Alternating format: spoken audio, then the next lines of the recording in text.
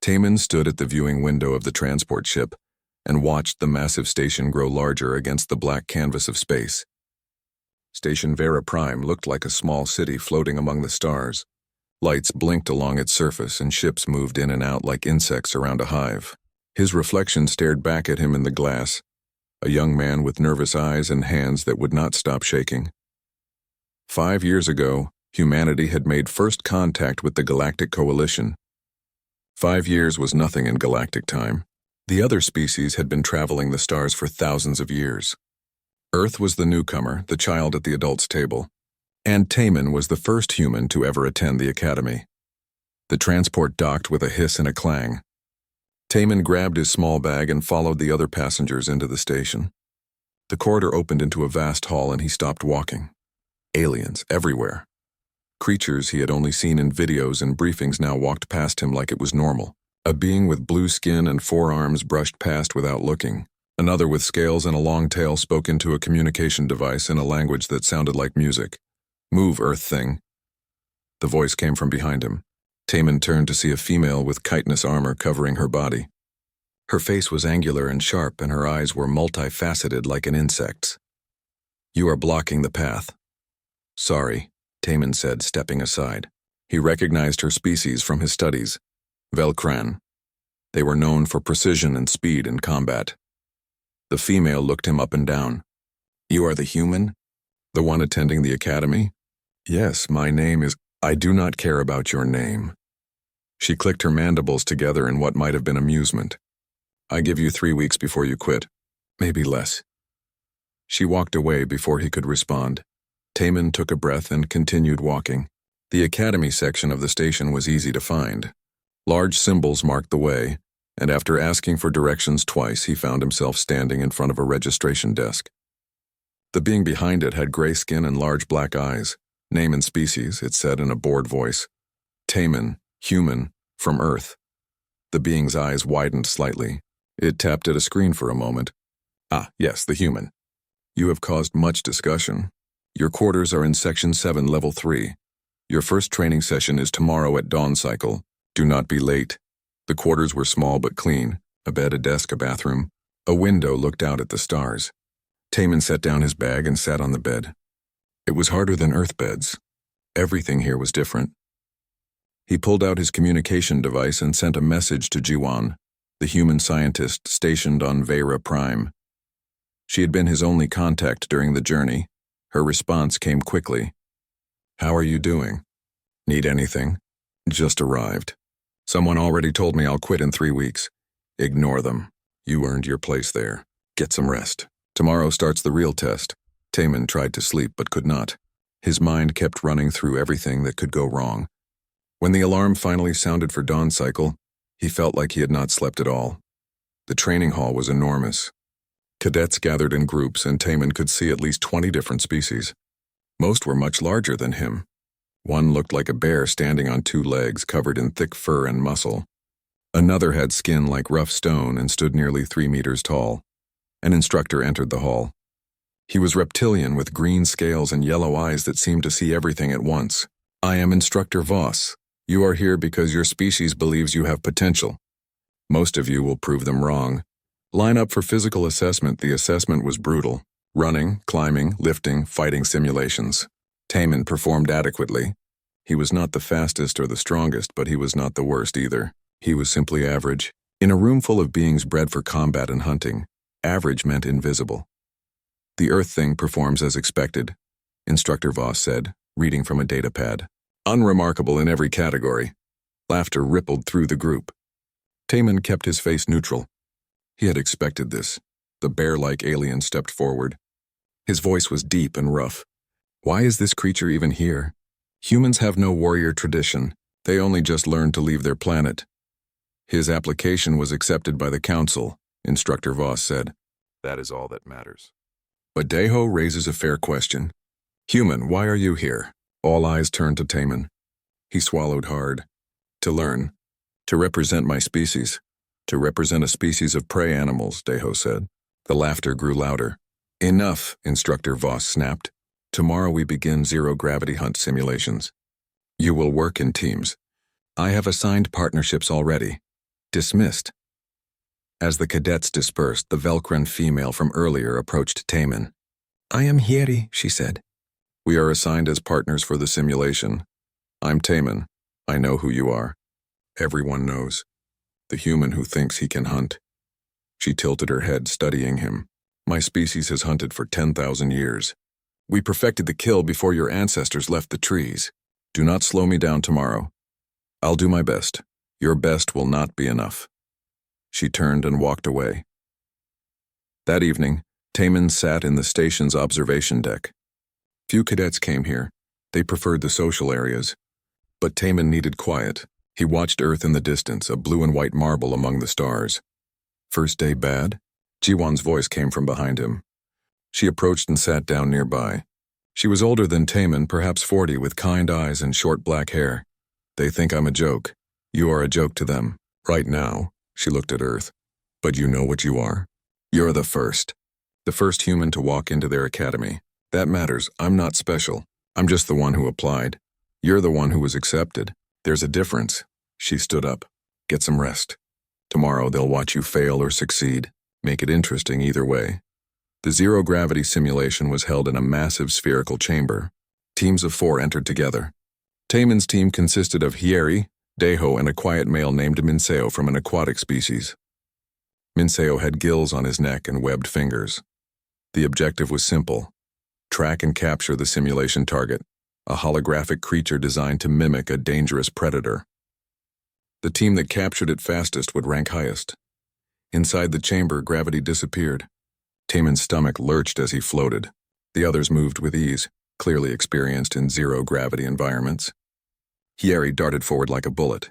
Daeho used his strength to push off walls. Minseo moved with fluid grace. Taman struggled at first, then remembered his training. Small movements. Use the walls. Don't fight the environment. The holographic creature appeared, a mass of teeth and claws and speed. Hieri went after it immediately. Daeho tried to corner it, but in zero gravity the creature was fast. Too fast, Taman watched. He did not chase. He observed the pattern. The creature always moved to the left after attacking. It preferred the upper sections of the chamber. It was following a program, a set of rules. Human, move, Hieri shouted. You are doing nothing. Taman pushed himself to the upper right section and waited. The creature came at him and he did not move away. At the last second, he grabbed it. The hologram dissolved and a tone sounded. Capture complete. Lucky, Daeho muttered, but Instructor Voss had watched everything. The human did not rely on speed or strength. He observed and predicted, a hunter's skill. He did not sound impressed, just factual. As they exited the chamber, Hieri said nothing to Taman, but her multifaceted eyes lingered on him for a moment longer than before. That night, alone in his quarters, Taman allowed himself a small smile. He had not won. He had not been the best. But he had not been the worst either. And for now that was enough. The dropship shook as it entered the atmosphere of Training Ground Sigma-7. Taman gripped his seat harness and watched through the window as green jungle rushed up to meet them. The planet looked wild and untouched. Beautiful and deadly. 3 weeks, Instructor Voss said over the comm system. You will survive with minimal supplies. You will hunt. You will work as teams. 40 cadets enter. Historically, 35 return. Try to be among them. Taman glanced at his team. Hieri checked her equipment with quick, precise movements. Daeho sharpened a blade that looked more like a sword. Minseo sat quietly, his gills opening and closing in what might have been nervousness. The dropship touched down in a clearing and the doors opened.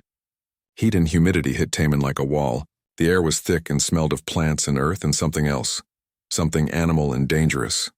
Team 7, this is your zone, Voss said. You have 3 weeks. Your emergency beacon will extract you if needed. Using it means failure. Good hunting. The ship lifted off and disappeared into the sky. The 4 of them stood in the clearing, suddenly very alone. We need shelter first, Hieri said. Then water. Then we hunt. I will scout ahead, Daeho said, already walking toward the tree line. Wait, Taman started to say, but the large alien had already disappeared into the jungle. Hieri turned to him. Do you have something to contribute or will you just stand there? We should stay together. We don't know what's out here. Your species is cautious because you are weak. Mine is not. She followed Deho into the jungle. Minseo looked at Taman and made a gesture that might have been a shrug. Then he too walked into the green shadows.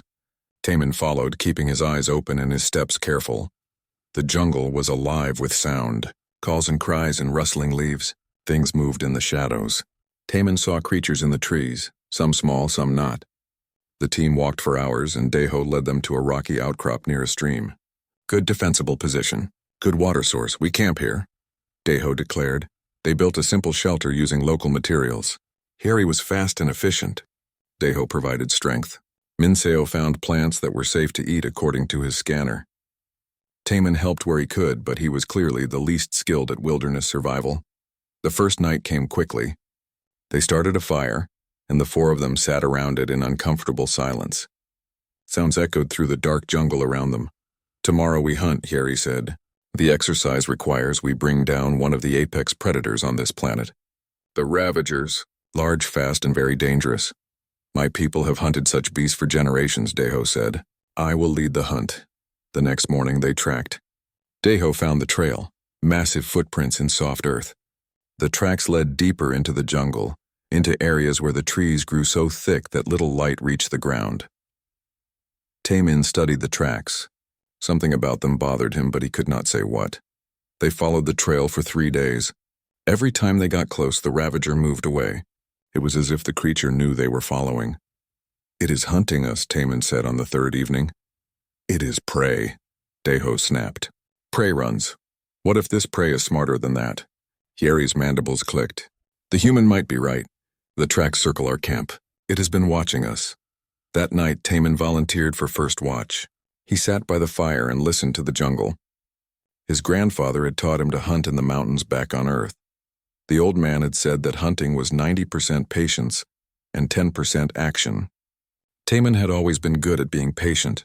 Around midnight he heard it. Not a sound, but the absence of sound. The jungle had gone quiet. Taman stood slowly and picked up his weapon, a simple spear they had made from local wood. The Ravager came from the shadows like a nightmare. It was massive, 4 meters long with scales like armor and teeth like daggers. It moved silent and fast. Wake up, Taman shouted. The creature hit their camp like a storm. Deho roared and charged. Hieri moved to flank. Minseo dove for cover. The Ravager's tail swept out and caught Hieri, sending her flying into a tree. She hit hard and did not get up. Deho's blade bounced off the creature's scales. The Ravager turned and slashed with its claws. Blood sprayed. Deho fell back wounded but alive. Taman did the only thing he could think of. He jabbed his spear at the creature's eyes. The Ravager flinched away and retreated into the jungle. It was hurt. Taman had seen blood, but it was not dead. They spent the rest of the night tending wounds. Hieri had broken ribs. Deho's shoulder was cut deep. Minseo was unharmed but shaken. We need to extract, Minseo said. Use the emergency beacon. No, Hieri said through pain. We finished the exercise. You are injured, Taman said. I can walk. I can track. She looked at him with those multifaceted eyes. The creature is wounded. You wounded it. Can you track it? Taman thought about it. Yes, but not the way you would. Explain. My people hunted differently than yours. We did not chase prey down with speed. We followed it, sometimes for days. We never stopped following until the prey was too tired to run anymore. Deho laughed, then winced at the pain in his shoulder. You would walk an animal to death? That is not hunting. That is patience without honor. It works, Taman said simply. Then do it, Hieri said. We will rest here. You track. Bring back proof of the kill. Taman left at first light with minimal supplies, water, his spear. A knife. He found the Ravager's blood trail easily. The creature was hurt and moving slower now. He followed. Hours became a day. The trail led through rivers and over rocks. Taman did not stop.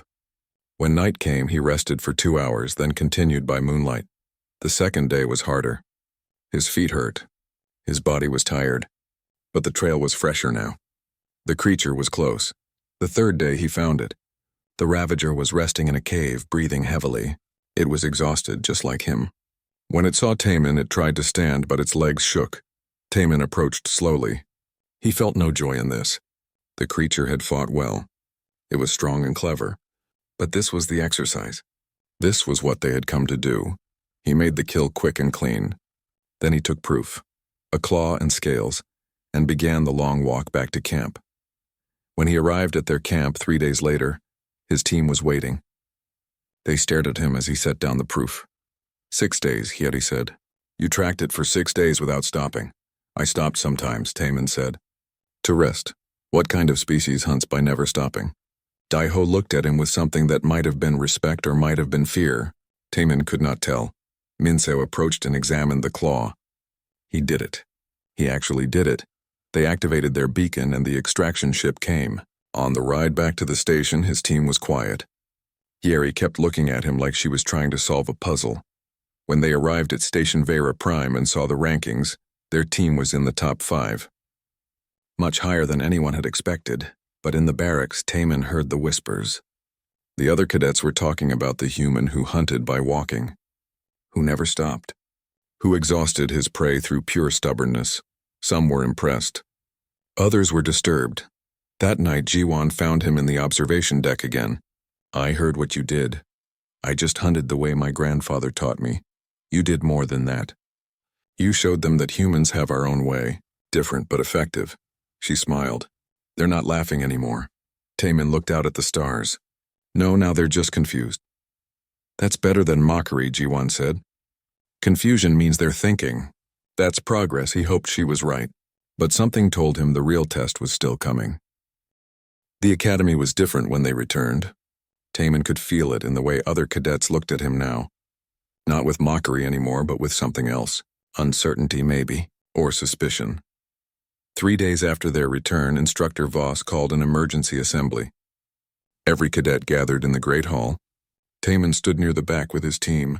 Hieri's ribs had healed quickly thanks to advanced medical treatment, but she still moved carefully. The academy is honored, Voss began, his reptilian voice carrying through the hall. We have a visitor, one who needs no introduction. The Supreme Hunter has arrived. The hall erupted in excited whispers. Taman leaned toward Minseo. Who is the Supreme Hunter? You do not know? Minseo's gills fluttered in surprise. Kyle, the greatest hunter in the known galaxy. He has survived 1,000 hunts on Death Worlds. No one has ever matched his record. A door at the front of the hall opened. Every voice fell silent. The being who entered moved like liquid shadow. He was tall and lean, with fur that seemed to shift between gray and silver. His face was feline, with large amber eyes that missed nothing.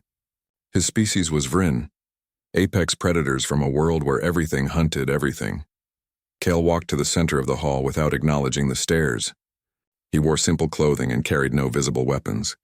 He did not need them. Everything about him screamed danger. Continue your training, he said simply. His voice was soft but carried weight. I am here to observe, Instructor Voss bowed his head. The training yard is prepared. Cadets, demonstrate your skills. What followed was a show. Each species tried to impress the Supreme Hunter. Daiho lifted weights that would crush a normal being. Hieri moved through a combat course so fast she was almost a blur. Others showed their strengths, flight, camouflage, enhanced senses. Taman was called last. He walked to the center of the yard feeling very small and very human. Show us your tracking skills, Voss said. They had prepared a simulation, false trails scattered through an obstacle course. One true trail hidden among the fakes. Taman studied the ground, the disturbed dirt, the bent grass. He followed the true trail methodically, ignoring the obvious false ones. It was not impressive compared to what the others had done. It was slow and careful and boring to watch. Taman completed the course and turned to leave. Then he felt it. Eyes on him. Not the normal watching of the crowd. Something more intense. Kale had descended from the observation platform. He was walking across the yard directly toward Taman. The Supreme Hunter moved with purpose and the crowd parted like water before him. Taman's heart hammered in his chest. Had he done something wrong? Kale stopped 3 meters away. He circled Taman slowly, those amber eyes studying every detail. Up close, the Supreme Hunter was even more intimidating. Power radiated from him like heat from a fire. The silence in the yard was absolute. Then Kale spoke. The words were not in any language Taman knew. They were ancient and strange, with sounds that seemed to come from deep in the throat. Everyone stared. Instructor Voss's eyes went wide. Even the most seasoned cadets looked shocked. What did he say? Taman whispered. Voss stepped forward, his voice uncertain. He spoke in the old tongue. The language of the first hunters, before the Galactic Coalition existed. The instructor paused as if he could not believe what he was about to say. He called you brother of the hunt. The crowd erupted. Voices raised in confusion and anger. Hyeri pushed through the crowd, her mandibles clicking rapidly. That is impossible. The title of brother is given only to those who hunt in the oldest way. Humans are a new species. They have no claim to ancient traditions. Deho's voice boomed over the noise. It is an insult to all true hunters. Kale turned to face the crowd. He did not raise his voice, but everyone fell silent anyway. I have hunted for 300 of your years. I have tracked prey across worlds you cannot imagine. I know the signs of a true hunter. He gestured to Taman. This one hunts as the first hunters did. Before weapons were energy and metal, before speed was enhanced and strength was genetic, the first hunters used patience, endurance. They followed prey until the prey could run no more. It is the purest form of hunting. The oldest form. But humans, Hyeri started, evolved to hunt this way, Kale finished. Your species learned to hunt after the galaxy was already civilized. You were given techniques and technology. Humans developed their hunting alone, on a world with creatures faster and stronger than them. They learned to win through will, not through natural advantage. He turned back to Taman. How long did you track the Ravager? 6 days, Taman said quietly. Did you stop to sleep? A little. 2 hours at a time, and did the prey stop? Yes, but I started again before it did. Kale made a sound that might have been approval. The Ravager is faster than you, stronger than you, but you broke it through patience, through refusing to stop. He looked at the crowd. That is why I call him brother. Not because of his species, because of his method. Instructor Voss stepped forward. Supreme Hunter with respect calling a first-year cadet brother of the hunt is unprecedented. Yes, Kale agreed. It is. The other cadets will accept it or they will challenge it. Kyle's amber eyes swept across the crowd. Is there anyone who wishes to challenge my judgment? No one spoke. Even Deho, who had been loudest in his complaints, remained silent. Challenging the Supreme Hunter would be foolish. Kale nodded. Good. Then it is settled. He looked at Taman again. You will join me for a hunt. In 3 days. Prepare yourself. A hunt? Taman's voice came out smaller than he intended. On a death world. To prove your title. To show the galaxy that brother of the hunt is not given lightly. Kale's expression might have been a smile, though it was hard to tell on his feline face. If you survive, your place is secured. If you fail, you die. Do you accept? Taman thought about his grandfather, about the mountains of Earth, about all the reasons he had come to the academy. I accept. Brave or foolish, Kale said. Time will tell which. He turned and walked away, leaving the crowd in chaos. That evening, the news had spread throughout the entire station. Taman could not walk anywhere without being stared at. Some looks were respectful. Many were hostile. The idea that a human could be called brother of the hunt insulted many species who saw themselves as the true hunters. Jiwan found him hiding in his quarters. You know you're all over the galactic news feeds, right? First human called brother by the Supreme Hunter. Earth is going crazy. You are famous. I do not want to be famous. I just want to survive the next 3 days. What Kale is offering you is incredible, Taman. The chance to hunt with him. People wait their entire lives for that honor. Or I could just die. Yes, Jiwan admitted. There is that possibility. She sat down across from him. What will you do? What I always do. Try my best. Not quit. He looked at her. What kind of death world do you think he will take me to? The worst kind, she said honestly. Kyle does not do anything halfway. A knock came at the door. Taman opened it to find Hyeri standing there. She looked uncomfortable. I came to apologize, she said stiffly. For what? For doubting you. For saying you would quit in 3 weeks. She clicked her mandibles. You have more spine than I gave you credit for. Thank you. I also came to warn you. Many cadets are angry. They think Kale has made a mistake. They think you are being honored for no reason. Watch your back. After she left, Taman lay on his bed and stared at the ceiling. 3 days. Then he would hunt with the Supreme Hunter on a world designed to kill them. He thought about running. About using the excuse that he was not ready, but his grandfather's voice echoed in his memory. When the mountain is before you, you can climb it or you can turn back. But turning back means you never know what was at the top. Taman had come too far to turn back now. He would go on the hunt. He would face whatever waited on that death world. And maybe, just maybe, he would prove that humanity belonged among the stars after all. The ship that would take them to the death world was small and efficient. Taman stood in the cargo bay, checking his equipment for the third time. Simple supplies, a knife, a water container, basic medical supplies. Kale had told him to bring nothing else. Weapons make hunters lazy, the Supreme Hunter had said. On this world we hunt with what we find and what we make. Hieri had requested permission to come as an observer. It was her right as a Velcran. Her species had ancient ties to hunting traditions and could witness trials. She stood near the airlock now, silent and watchful. Kyle entered the cargo bay. He wore lightweight armor that looked ancient but well-maintained. We arrive in 2 hours. You should rest. I cannot rest. Fear keeps you awake. Taman considered lying, then decided against it. Yes, good. Fear keeps you alert. Only fools feel no fear. Kale sat down on a supply crate. Do you know where we are going? Instructor Voss said it is an Omega-class world. He did not tell me more.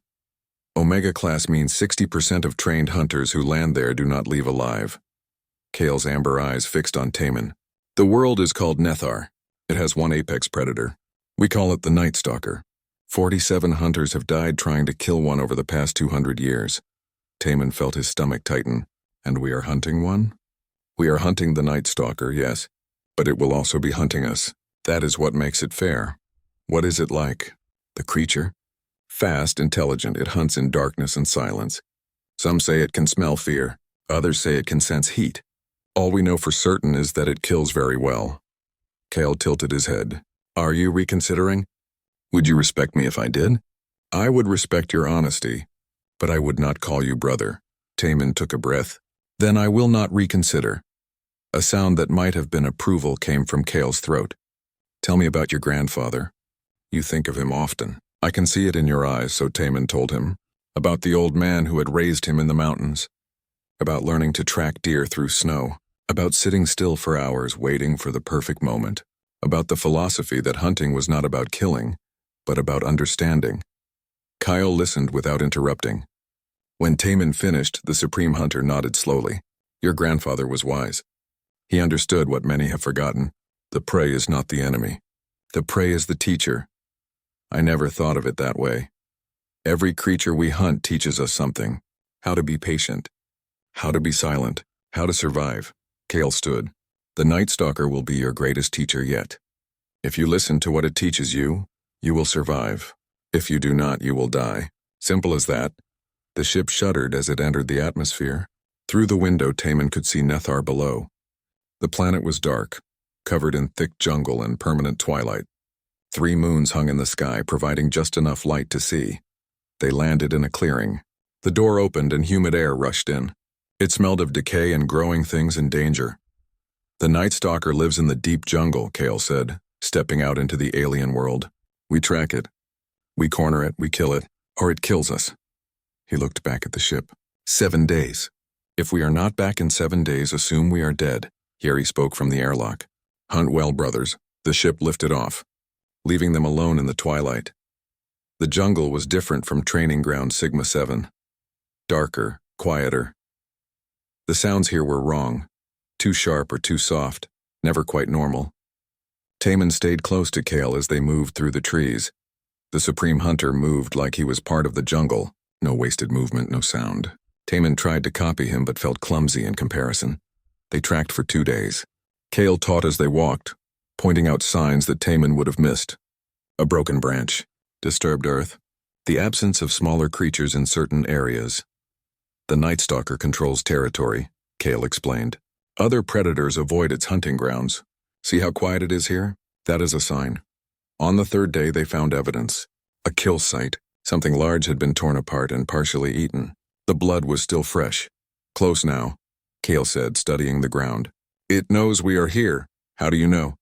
Because if it did not know, we would already be dead. That night, they made camp in a defensible position between large rocks.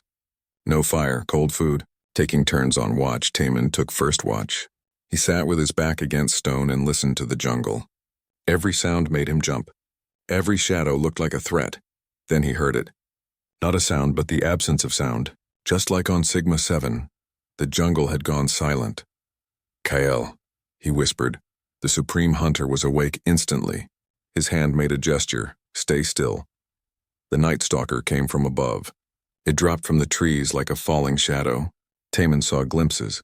Something huge and dark with too many limbs and eyes that reflected moonlight. Kael moved to intercept, but the creature was faster.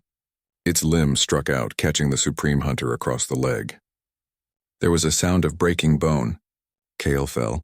The Night Stalker turned toward Taman. He could smell its breath, rot and meat and death. Taman did the only thing he could. He ran. He crashed through the jungle, hearing the creature behind him. It was toying with him, he realized. Staying close but not catching him. Testing him, Taman ran until his lungs burned. Then he stopped. Not because he wanted to, but because his grandfather's voice echoed in his head. "Running from a predator makes you prey. Stop running. Think."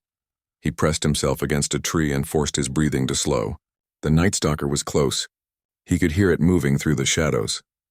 Think. What did he know? The creature hunted in darkness. It was fast. It was strong, but Taman had something it did not. He had patience. He picked up a rock and threw it far to his left. The Night Stalker's head snapped toward the sound. So it hunted by sound. Good to know. Taman began to move. Not running. Slow and careful. He made false trails, created sounds in different directions. For 40 hours he led the creature in circles, never letting it pin him down, never staying in one place too long. He did not sleep, did not rest, just kept moving. On the 4th day of the hunt, the 6th day since landing, Taman found what he needed. A ravine with steep sides and one entrance. He lured the creature there with sound and blood from a cut on his arm. The Night Stalker followed. It was still fast, still dangerous, but Taman could see it was tired now, frustrated. It had never had prey that refused to stop moving. Taman had prepared his trap, sharpened stakes at the bottom of the ravine, a false path that led to the edge. The creature charged. Taman dodged at the last moment. The Night Stalker could not stop in time. It fell, shrieking, onto the stakes below. Taman collapsed at the edge of the ravine, shaking. He had done it. Somehow he had done it. But Kael was still injured and alone at the camp. It took Taman half a day to find his way back. His hands were shaking so badly he could barely walk straight. Kael was where Taman had left him, pale but alive. His leg was splinted with branches and vines. "You killed it," Kael said. "It was not a question, yes. How? I made it chase me until it was too tired to think straight." Kyle made that sound of approval again. "Help me up. We need to reach the extraction point." They walked together, Taman supporting the Supreme Hunter. It took 2 days to reach the clearing where the ship would land. Yeri was waiting when they arrived. Her multifaceted eyes went wide when she saw them, both exhausted, bloody but alive. "You survived," she said. "Yes," Kyle said simply. He looked at Taman. "He more than survived. He thrived. The Night Stalker has never been beaten by exhaustion before. Usually it is strength or speed that wins. But this one..." He put a hand on Taman's shoulder. "This one won through will alone." On the ship back to the station, Kael told Taman something he would never forget. "Your people were not prey animals, as some believe. You were the first predators who learned patience. That is why you survived when stronger species fell. That is why you will survive in the galaxy. Remember that." Taman looked out at the stars and thought of Earth, of his grandfather, of all the humans who would come after him. He had earned his title. Now he had to prove he could carry it. The entire station had gathered to witness their return. Taman stepped off the ship behind Kael, exhausted and filthy but alive. The crowd was silent at first. Then someone started the traditional hunter's call, a rhythmic sound that echoed through the docking bay. Others joined. Within moments, hundreds of voices filled the space. Kael raised his hand and silence fell immediately. He turned to face Taman, and when he spoke, his voice carried to every corner of the bay. "I have hunted for 300 years. I have seen warriors from 1,000 worlds. Today I name this human as Brother Hunter. Let no one question this title. He has earned it in blood and will." He reached into his pack and pulled out something wrapped in cloth. Slowly he unwrapped it, a blade curved and dark made from the claw of the Night Stalker. This is for you, Kale said, offering it to Taman. Carry it. Remember what you learned on Nethar. Taman took the blade with shaking hands. I will not forget. Good. Kale nodded once, then turned to Instructor Voss. The trial is complete. The title stands. Make it official. Voss stepped forward, looking like he wanted to protest but did not dare. As witnessed and declared by the Supreme Hunter, Taman of Earth is recognized as Brother Hunter. May his hunts be successful. May his prey be worthy. The words sounded ancient and formal. The crowd's reaction was mixed. Some species cheered. Others remained silent, their expressions hostile. But no one challenged the declaration. To challenge Kyle's judgment would be to challenge Kale himself, and no one was that foolish. As the crowd dispersed, Hieri approached. She studied Taman with those multifaceted eyes. I watched the recordings from your suit. What you did, I did not think it was possible. Neither did I, Taman admitted. I said cruel things when you first arrived. I thought you were weak. I was wrong. She clicked her mandibles in a gesture he had learned meant respect. I would like to learn from you, if you will teach me. I am not a teacher. Then let me watch and learn anyway. She paused. You have changed how many species see humans. That matters more than you know. Over the next days, requests flooded in. Cadets from various species wanted to understand human hunting techniques. Scientists wanted to study human endurance capabilities. Media from across the galaxy wanted interviews. Taman ignored most of it. He spent his time recovering and trying to process everything that had happened. Jiwan found him in the observation deck a week after his return. She sat down beside him without speaking at first. Together they watched Earth hang in the distance. You are famous now, she finally said. Not just here, everywhere. Do you know what they are calling you on Earth? I do not want to know, the first brother. The human who proved we belong in the galaxy. She smiled. Your grandfather sent a message. He said to tell you he is proud. He always knew you would do something important. Taman felt his throat tighten.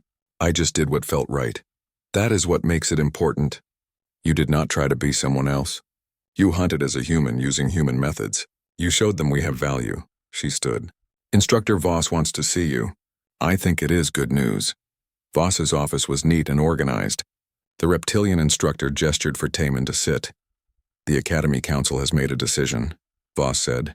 You are being offered a permanent position. Not as a student. As an instructor, Taman stared. What?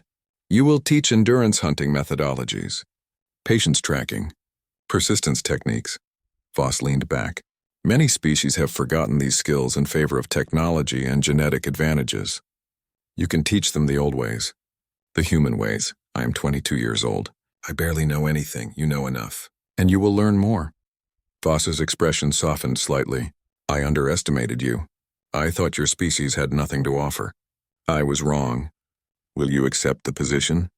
Taman thought about it. Thought about going home. Thought about staying. Can I have time to decide? You have 1 week. That evening, Deho approached Taman in the training hall. The large alien had been distant since the trial, rarely speaking. I owe you words, Deho said, his voice gruff. I called you prey. Called your people weak. This was wrong. You believed what you believed. Belief without knowledge is arrogance. Deho shifted his weight. My people value strength above all. I see now that strength has many forms.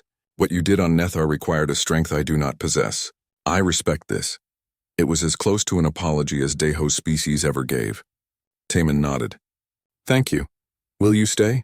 Or will you return to your world? I do not know yet. If you stay, I would learn from you. If you will permit it. 3 days before his decision was due, Kale summoned Taman to his quarters. The Supreme Hunter's rooms were simple and sparse, with weapons from various worlds mounted on the walls. You are troubled, Kyle said, pouring 2 cups of a warm drink. You wonder if you should stay or go home. How did you know? Because I once faced the same choice. My homeworld wanted me to return and lead hunts there, but the galaxy called to me. He handed Taman a cup. There is no wrong answer. Only the answer that feels true to you. I miss Earth. I miss my family. That is normal. Home is always home. Kale sat down. But consider this. You are the first human brother hunter. Others will follow your path. What you teach here will return to Earth with them. You are not just helping yourself. You are helping your entire species find its place. That is a heavy burden. Yes, but you have already proven you can carry heavy burdens. Kyle smiled, showing teeth. Whatever you choose, know this. You will always be my brother. If you need help, call me. I will come. On the final day, Taman made his decision. He found Instructor Voss in his office. I will stay, Taman said. I will teach. Good. Voss pulled up a schedule on his display. Your first class begins tomorrow. 15 students. Mixed species. All eager to learn. That night, Taman prepared his lesson. He thought about his grandfather, about the mountains, about everything he had learned. He would teach not just techniques, but philosophy, the understanding that hunting was about respect, not just killing, about patience, not just speed. The next morning, he entered his classroom for the first time. 15 faces looked at him, some curious, some skeptical. He recognized a few. Hieri sat in the front row. Minseo was near the back. Even Deho had enrolled. Good morning, Taman said, his voice more steady than he felt. I am Taman, human, brother hunter. I am here to teach you something my species learned long ago. He paused. Hunting is not about being the fastest or the strongest. It is about refusing to give up. It is about taking one more step when everything tells you to stop. Hieri raised her hand. How do we start? Taman smiled. We start with patience. Close your eyes. We are going to sit here without moving for 10 minutes. This will be harder than you think. Groans filled the room, but they did as he asked. As Taman watched his students struggle to simply sit still, he thought about how far he had come. Months ago, he had arrived as a joke. The human who thought he could hunt. The representative of a species no one respected. Now he stood as an instructor, as Brother Hunter. As proof that humanity had earned its place among the stars, his communicator buzzed. A message from Earth. From his grandfather. The mountain was tall, but you reached the top. Proud of you, boy. Teach them well. Taman looked at his students, still sitting with their eyes closed, already fidgeting. He smiled. When I say you can open your eyes, we will begin the real lesson, he said. Endurance hunting is 90% patience and 10% action. First, you learn patience. The action comes later. Through the window, he could see the stars. Somewhere out there were worlds he had never seen, hunts he had never attempted, challenges waiting. But for now, he was exactly where he needed to be, teaching the galaxy what humanity had always known, that the race does not always go to the swift. Sometimes it goes to those who simply refuse to stop running. In the back of the room, Deho opened one eye, saw that others were still sitting still, and quickly closed it again. Taman allowed himself a small smile. They were learning already. Outside, station life continued. Ships came and went. Species from across the galaxy moved through the corridors, each with their own stories and purposes. And among them walked humans, no longer mocked, no longer dismissed. They had earned their place. One patient step at a time, just as they always had, just as they always would.